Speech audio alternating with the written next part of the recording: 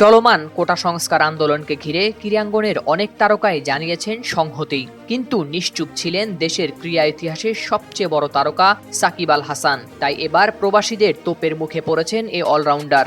এমনিতেই দীর্ঘদিন থেকে তার ব্যাটে নেই রান। ওয়ানডে বিশ্বকাপের পর টি-20 বিশ্বকাপেও ব্যাটে বলে ছিলেন ব্যর্থ নায়কের ভূমিকায়। তবুও ক্রিকেটের ফেরিওয়ালা খ্যাত এই ক্রিকেটার ফ্র্যাঞ্চাইজি ক্রিকেট লিগে এখনও রয়েছেন চাহিদার শীর্ষে। তাই এই মুহূর্তে তিনি ব্যস্ত কানাডার গ্লোবাল টি-20 লিগে। অপরদিকে বাংলাদেশ পার করছে এক ভয়ঙ্কর সময়।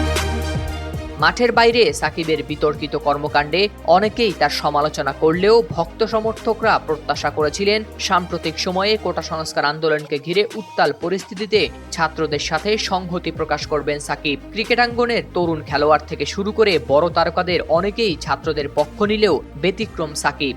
তিনি যেন সংকল্প করেছেন মৌনব্রত পালনের। তাই সাকিবের এই নীরবতায় ক্ষুব্ধ হয়ে আছেন তার পার ভক্তরাও। যে রেশ পৌঁছে গিয়েছে দেশের সীমানা ছাড়িয়ে সুদূর কানাডাতে, এবং যে রেশ ছুঁয়েছে সাকিবকেও। বাংলা টাইগার্সের তারকা সাকিব খেলার মাঠে পড়েছেন ভক্তদের তোপের মুখে। বাংলা টাইগার্স এবং টরন্টো ন্যাশনালসের মধ্যকার খেলায় গ্যালারি থেকে নানা ধরনের মন্তব্য করেন সমর্থকরা। খেলার দ্বিতীয় ইনিংসের 6 ওভার শেষে বেশ কিছু সমর্থক, বিশেষ করে শিক্ষার্থীরা, বিভিন্ন ধরনের স্লোগান দিতে থাকেন। ভুয়া ভুয়া সাকিব ভুয়া, be the saviour not a follower, stop supporting genocide. এরপর কানাডা প্রবাসী এক বাংলাদেশি তরুণ দর্শক সাকিবের উদ্দেশ্যে প্রশ্ন ছুড়ে দেন এই ইস্যুতে। তিনি বলেন, চোখে না হয় দেখো কম, বিবেকটাও কি নিয়ে গেছে জম।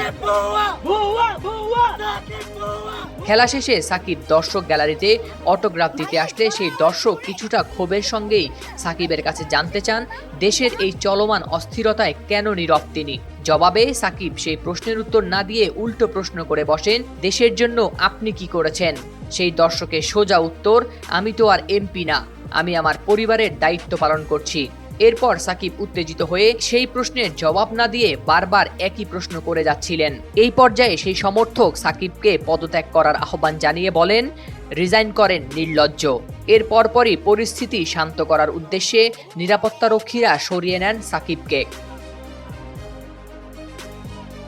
এরপর ক্ষুব্ধ সাকিব ওই দর্শকের বিরুদ্ধে নিতে চান ব্যবস্থা। নিরাপত্তারক্ষীদের কাছে জানতে চান কোনো উপায় আছে কিনা।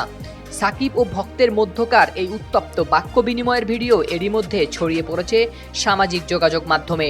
ভক্তের সঙ্গে সাকিবের এমন আচরণের সমালোচনা করেছেন নেটিজেনরা। হাওলাদার শামীম,